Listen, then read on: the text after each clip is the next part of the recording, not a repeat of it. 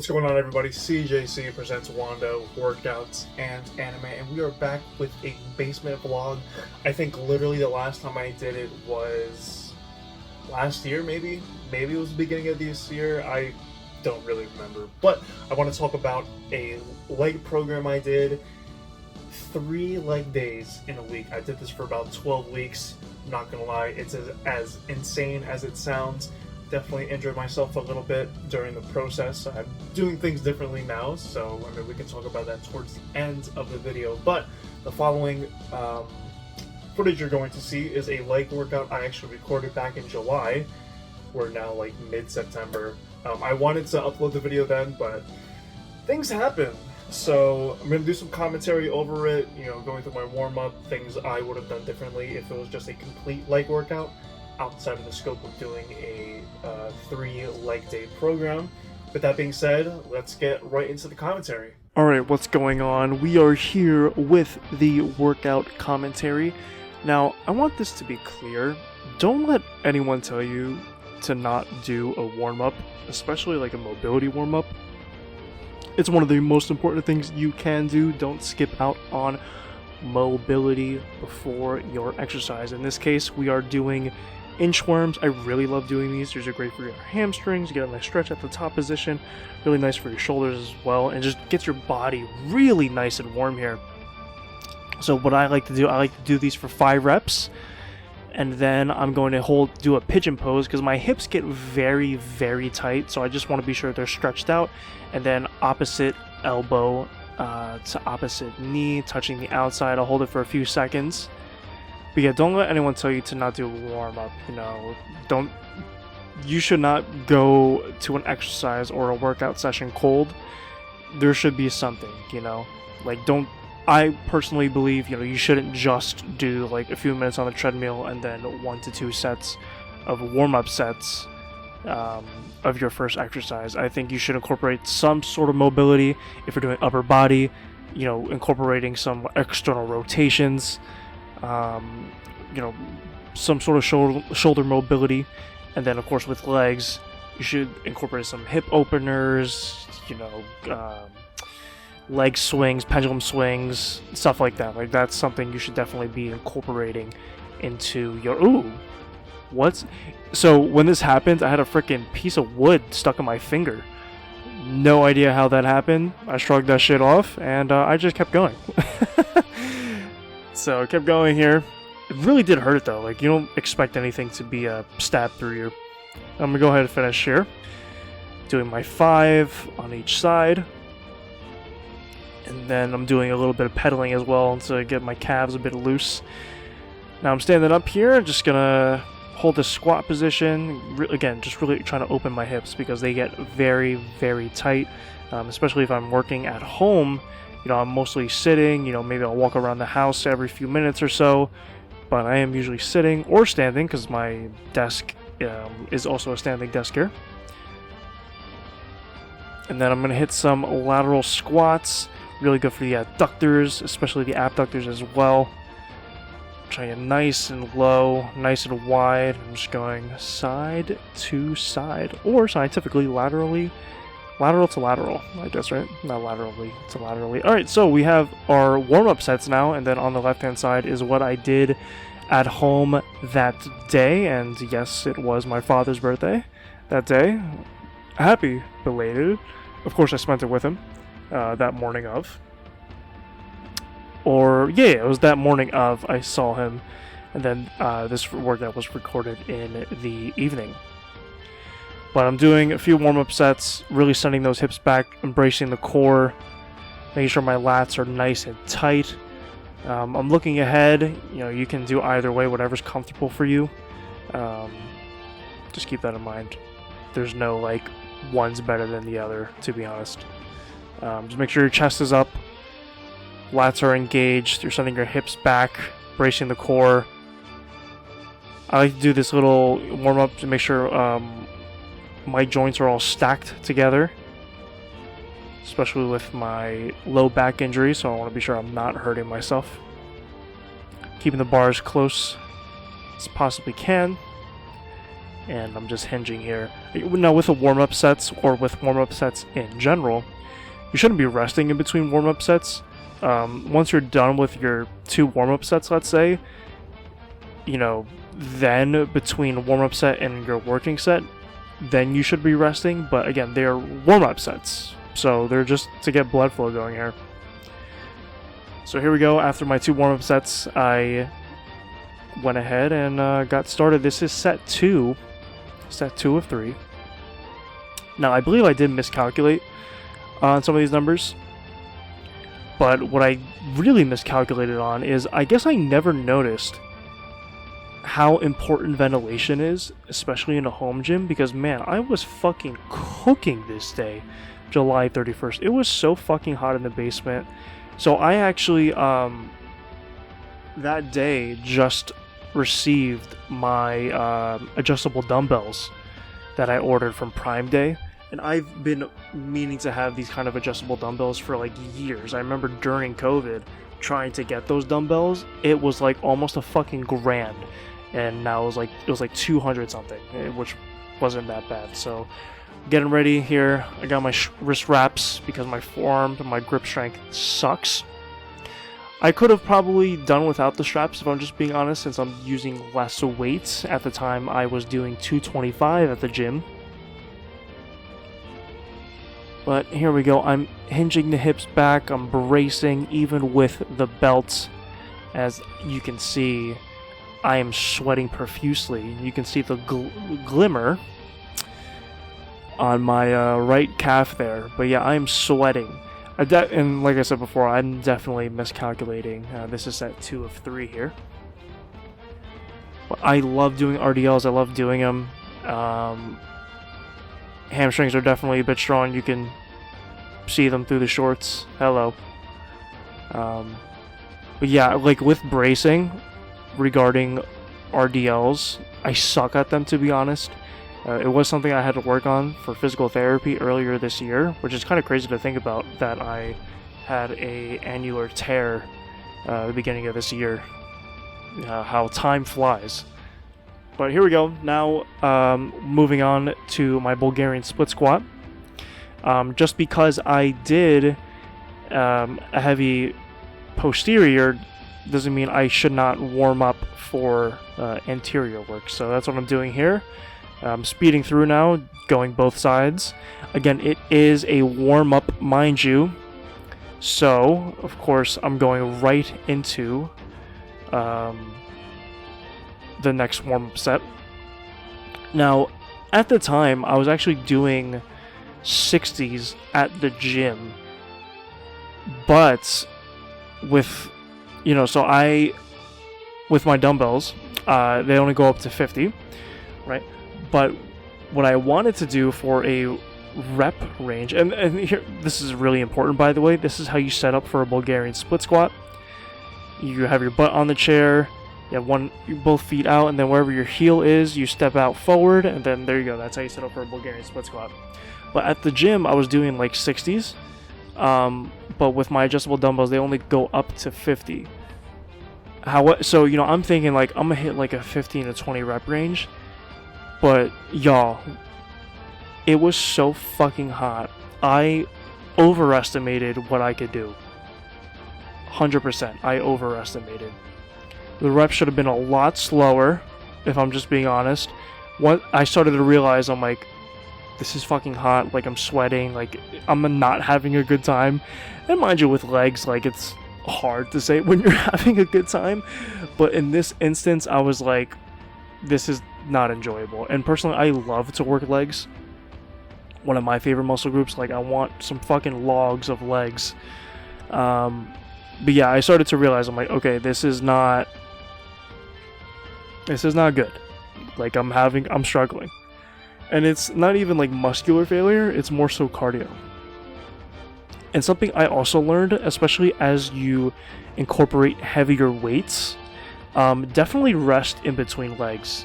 I mean, if you're worried about cardio, like you want to incorporate more cardio into your work sets, that's completely fine, like 100%. But for a more hypertrophic effect, I personally recommend resting in between legs just a little bit. And, you know, it doesn't have to be too long, but like 30 seconds is more than enough, that, you know, from what I found, because I'm currently utilizing 70s,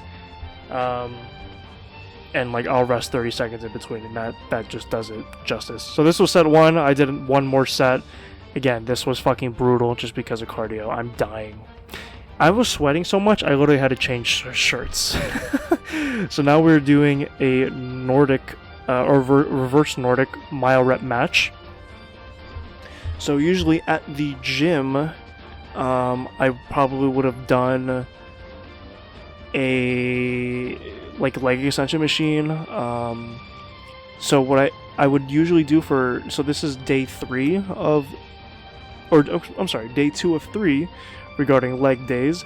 But what I would typically do is a leg press, then I would do walking lunges. I didn't want to do too much strain on my low back, and with how bracing is, so like plus there really isn't the greatest amount of space for walking lunges, to be honest, in my basement. So did some reverse Nordics. I tried doing sissy squats, and I'm not gonna lie, it made me look fucking crazy on camera. I believe this is set 3 here of my mile rep match for Nordics, reverse Nordics. I love how this feels on my quads, but it feels a little awkward on my feet. I probably would have been better off doing a sissy squat, but since I knew I was recording this, I did not want to look like a fucking stripper. So yeah, that was my big thing. But yeah, this feels fucking fantastic on my quads. Like, I definitely slept on this. I definitely slept on sissy squats for sure. Like, I almost, like, not even almost, like, that's a staple to what you should be doing in your home gym, especially if you're limited on equipment. Dude, sissy squats fucking hit different, man. Let me tell you. It is such a good stimulus. Like, I wish that exercise wasn't so fear-mongered. Look, if you have bad knees, obviously don't do them, but if you're in good condition, like, that's, I don't want to say a staple, but it should definitely be in rotation, especially if you're training at home. Now, if you're at the gym, you can just go ahead and use like a leg extension machine and like other quad dominant machines, but sissy squats, man, they're a really good fucking option. Alright, and last but not least, we got some Copenhagen planks. This is a really good alternative, especially if the hip adduction machine is being used and you're, you know, like, you don't feel like waiting, or that person's not letting you join in on that with them. This is just a really good alternative. Find yourself a bench here, and you're really pressing with the leg that's on the bench to really bring the other leg towards you, or towards the other one, excuse me. So it's almost like a half clamshell here, but it is fucking fantastic. I love doing them. It's a great discovery. This is actually what I started doing when I initially when I had a strain of my groin years ago. I actually did like 2 vlog videos on it. I did a giveaway video as well. But yeah, I was utilizing this. Like, this was a staple, and I just love doing these. And again, these are really good for at-home work, and that's really, really important here. Just to give you guys some options to do at home, because, you know, we are so limited and we don't have a lot of space and nor money to buy these fancy machines. But I'm gonna go take it back to other me to explain the rest of the program. What's going on, everybody? Welcome back to our discussion portion of the video, where we are going to be breaking down what I did for 3 leg days in 12 weeks. So as you saw previously, that was one of my leg days that I did for the latter half of the program. I filmed that back in July, so hopefully you see this sometime soon, right? Today is September 17th, I believe. So let's go through the workout right now. First 6 weeks, it was 6 days per week training, 3 leg days. So let's go over the leg days real quick. First day of legs, single leg curl. What I really liked about that is there aren't too many unilateral movements that you can do for hamstrings. And so I love doing seated leg curls in general, thus a single leg curl fits the unilateral umbrella perfectly. Speaking of unilateral movements, split squat exercises are just as good as a regular bilateral squat, whether it's a barbell squat, any squat variation. Thus, we are doing a Bulgarian split squat. Now, for me, I experienced an adductor injury, so my foot positioning is really important. So as I'll discuss in the next 2 days, I actually had to swap some exercises out due to my adductor. I thought that my adductor was healed. I did a regular barbell squat. I found out, no the fuck it's not. So foot positioning is really important. With the Bulgarian split squat, my foot positioning is neutral.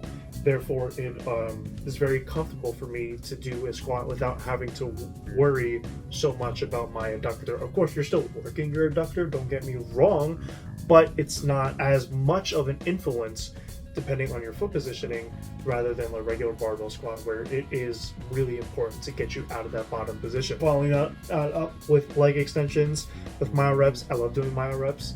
You know, that rest pause, take a few deep breaths, then do a few more reps, few deep breaths, do a few more reps, and keep going until you can't. Those are awesome. I want to do some forearm work this earlier part of the program just because I felt as if my forearms were slacking. So we have some pronated and supinated curls, and then of course a decline sit-up. Simple enough. The next leg day, again, starting off with some forearm work with pronation, supination on the cables this time. Then we're following that up with some RDLs, one of the best hip hinging movements. Then of course we have a leg press myo rep match. Then we got some walking lunges, and then of course a side bend on the hyperextension machine. I love doing these side bends.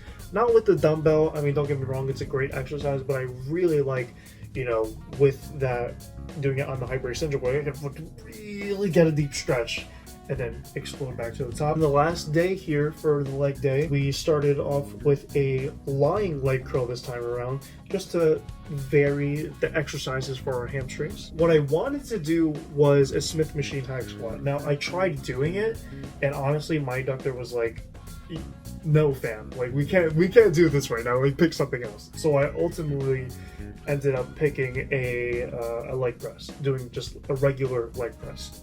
Then of course walking lunges again, just to incorporate some single leg movements, because again, I think those are very important in leg training in general.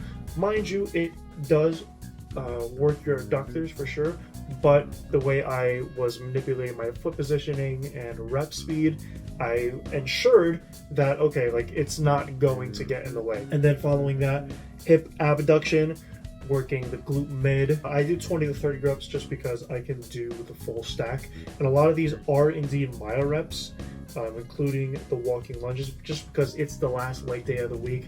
Let's go fucking balls to the wall. Then with the upper body days that I did in between, day 2 started off with some fingertip push-ups, again, just doing some forearm work. It's also a really nice warm-up. Started off with doing supersets. I love doing supersets for chest and back. They're not going to really influence each other. Now, mind you, you will experience fatigue doing supersets, you know, but you'll get accustomed to that workload over time. I've personally found, from personal experimentation, some days you start off with chest, then superset with back, and other days you start off with back, superset with chest. And this was one of them, where I started off with the incline bench, doing dumbbells, then I superset with the with Helms row following after. Now I eventually switched where I did Helms row first, and then I did an incline bench. But I found out recently with my current program that I'm currently running, that I started back August 19th, I found that my incline bench numbers were actually decreasing rep-wise. Like, okay, let me try to switch it up a little bit. So as of yesterday, again, I don't know when you guys are seeing this, it's Tuesday, September 17th when I'm recording this. So as of yesterday, I had my upper body focus day where, again, I was doing the supersets. I mostly do the same stuff, to be honest, just because I really like how it feels. I like how I progress. And that's really important with training in general. Like, for the most part, it is going to be the same. I switched the order. So I kept hitting a plateau with my incline bench when I did it second after my Helms row. But I did it first this time, and I actually went up like 2 reps in a set. Compared to what I was previously doing, where I was like decreasing in my reps.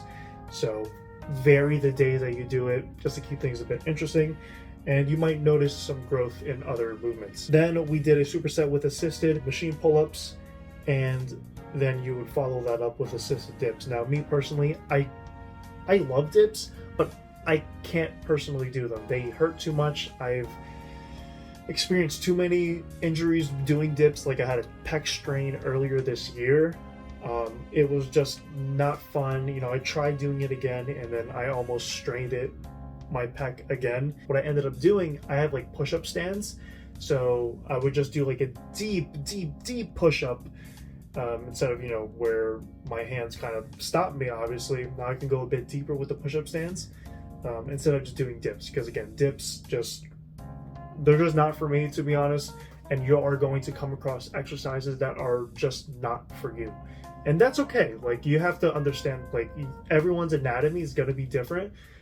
So, you know, some exercises might be beneficial to your anatomy compared to others and vice versa. Then we're following that up with another superset of cable lateral raises and then cable reverse fly and then some sort of weighted core exercise. And then to finish it off, we're doing a seated or standing calf raise. Day 4 for upper body, it's mostly the same thing, but now we're switching the order. So instead of starting off with our chest and back supersets, we're actually going to do delts first. So cable lateral raise and a face pull. Then of course we did the machine bench. So, you know, when you're in that seated machine and you're just, you know, pressing, supersetting that with seated rows. You're doing a seated row and then you're really allowing yourself to stretch. And then, you know, roll yourself up to that top position. Ideally, if you can superset it, definitely superset it. If not, you know, like you're in a commercial gym and it's just super busy, you can just do it as is. That's completely fine. Then I did another superset with lat pull down, a single arm lat pull down, and then deep push-ups again with the push-up stand. So I ultimately found that, okay, like I actually like doing these more. And then it also just, you know, varies from just, you know, doing like a regular press. Like push-ups are awesome if done correctly and if you progress correctly, right? So if you can rep out like 50 just regular, you know, incorporate some push-up stands, slow eccentric reps, and then like add some weight to it too. Then we're doing some heavy holds. This is with dumbbells or a barbell where you're just holding a weight for a certain amount of time and then you're progressing. So after every week, okay, maybe add like a few seconds for this set, add a few seconds here, add a few seconds there, and just keep progressing. Then day 6, the last upper body day, which honestly is the reason why I revised the program. So the first 6 weeks out of 12 for the 3 leg days was 6 days per week. But I realized, look, I'm spending a lot of fucking time in the gym. Let me do something else. So then after I did my deload week, the following 6 weeks I actually did 5 days. But with day 6 here, we started off with a calf raise, just incorporate calf work. You gotta work on your calf, whether it's seated, standing, incorporate both. Even like a calf press would be really nice as well when you're like on the leg press machine. Then we actually superset that with a hammer curl. This way you're not just calf raise then hammer curl. Save time at the gym, superset those two. Then we're going to do a cable katana. It's like you're unsheathing a sword basically, kind of like one of these, right? Which is going to be my costume for Halloween this year. Last year I was Luffy from WandA. 3 years ago actually, and it's actually right now my current profile picture. I changed it from Code Geass to when I did Roger a few years ago, and that's my real mustache, by the way. So, hey. We're supersetting, and then we're doing a face away curl. And then, of course, we have some bear hold crawls. I did these during physical therapy, and they fucking kicked my ass. So, why not continue to do that in my own training? There's that. And then we're going to talk about the revision. For the most part, my leg days are mostly the same. Day 1, the only thing I added was glute extension on the hyper extension machine because the gym I go to doesn't have a GHD machine, unfortunately. And then some side bends, so I do side bends on that day just because I'm on the hyper extension. I might as well do the side bends while I'm there. Here's where I did things differently from my upper body. So instead of 6 days, I went down to 5. But with my upper body days, I just incorporated my arms at the end of the workout. So day 2, started off with calves. The supersets are going to be the same. This instance for the cable lateral raise, I supersetted that with a face pull of Athlete X style. So really like externally rotating your shoulder. Not too often we get to train external rotation, so be sure you do so. Whether that's through like a warm up or that's through doing face pull through Jeff Cavalier style. Then supersetting that with a deep dumbbell skull crusher and then dumbbell incline curl. Then we're doing hammer curls for myo reps, so just one set bang out as many as you can, rest, pause, bang out as many as you can, rest, pause, keep going until you can't do anything anymore. And then dead bugs, I love doing dead bugs. If you want to see a video on that, let me know in the comment section below. Day 3 is literally the same thing as day 3 in the previous 6 weeks. Nothing changed there. Day 4, this time around, instead of starting off with a row, we're actually going to start off with a pull down. So we did a neutral pull down, a single arm, I believe, and we supersetted that with a deep push-up, and then we did a single cable row and then a cable chest press. Then we did something called a shrug row, which I actually saw on Athlete Nexus page, where it's like you're shrugging and then you're kind of rowing, where like you're really hitting more upper back, which is awesome. I love the pump. And then supersetting that with cable lateral raise. A lot of these, we're doing these for 2 sets. Honestly speaking, you do not need, realistically, like 3, 4, 5, 6, whatever the case might be. Studies have shown that between 6 to 8 sets, I believe, per session is going to be like that sweet spot, but you can really make good progress just doing 2 sets per given muscle group if you're really training to failure and you're progressing and you're training throughout the week, or throughout the weeks rather, which is really important to have like a training log, whether that's on your phone, you buy a book. I have multiple books that I filled out, and I kind of have it like volume 1, volume 2, stuff like that. But yeah, as long as you're progressing every week, whether it's through reps, weight, you can even do like a double progression where you're doing both. Then we have a tricep push down with an easy curl cable, and then some forearm curls, again, just myo reps until I can't do anymore. And then physio ball planks, I love doing those. They have been one of my staples for core work. Just, again, something I learned from physical therapy when I had a tear in my lower back. Pause. No diddy. And then, of course, this, again, it's the same thing with the last day of leg day. I thought, okay, maybe not incorporating a regular squat will help with my adductor. I tried doing a squat again. It just was not working out. So I think now and going forward, Bulgarians are going to be my go-to squat. And I love doing it. I love progressing with Bulgarians. Right now, I'm actually utilizing 2 70-pound dumbbells, and I'm able to hit some pretty good reps and good stretching. Everything's the same, but this time around, I actually added some hip adduction. Now, what are some things I could have done differently to potentially avoid injury? So I took another deload week once I finished the latter half of the 6 weeks out of 12 for 3 leg days. And one of the things I found, and it is possible, is that you can actually get tendonitis through your hips, which I experienced that in my right hip, which is where my injury actually lies, with that adductor hip region. Started experiencing some tendonitis. Some things that come to mind that I could have done: 1, maybe day 1, have a quad dominant day. Day 2, posterior glutes, hams. And then day 3, make it like a full leg day where it's quads, glutes, and hams. Some other things I could have possibly have done, definitely some more RIR of like a few reps, maybe like 3 to 5, considering I'm consistently working leg days, especially because leg days are so much on the body, right? Whereas now I'm doing leg day Tuesday and then my leg day Friday, where I have a few days to recover and I can go more like balls to the wall. Whereas doing 3 leg days, I had to reserve myself. And they were consecutive days. So Monday through Friday was when I was training. But perhaps I could have done Monday through Wednesday, day break, Thursday, and then Friday, Saturday train, and then 2 days off, and then restart the cycle again. I think what I struggle with, and I don't want to speak for everyone, but perhaps what most people struggle with, is that they are confining their program into the 7 days per week. But your program can be however you want it to be. So if you want to rest a few more days because you feel like, I'm just not getting enough rest as I want to, like another day or 2 would be beneficial to me so I can recover. This way I can go more balls to the wall and actually progress throughout the weeks.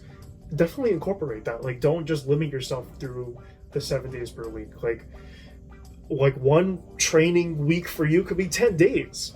You know what I mean? Like, just don't limit yourself to that. And I think that's where I struggle with this leg program, where it's got to be these few days. And mind you, I'm doing legs every other day. I probably could have used a lot more rest, if I'm just being honest. I do like the set scheme.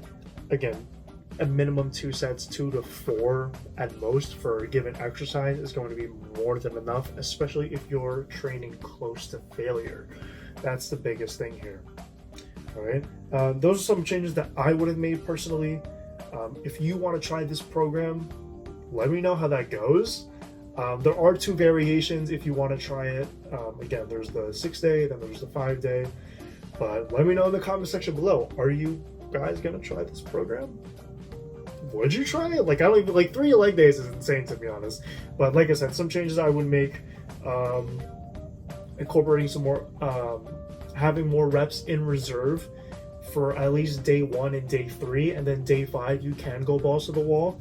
Incorporating more rest days, breaking up the program. You know, like I said, like Monday can be quad, Wednesday can be hamstring and glute, and then a day rest, and then upper body, and then both quad glute, well, not both, all 3 quad glute ham, and then another 2 days, and then start the program again. So that's pretty good suggestion, if I'm just being honest, again, if you want to follow this program. If you do, let me know down in the comment section below. I will actually message out the program in response to your comment. So it's not going to be in the description. If you just want the program, I will just simply message you. All right. So with that being said, see you in the comment section below. Again, if you want to try this 3 leg day program, more than welcome to. Let me know how you guys like it. Right now I'm doing a different program. So yeah, that being said, see you in the comments and in the next video. Peace.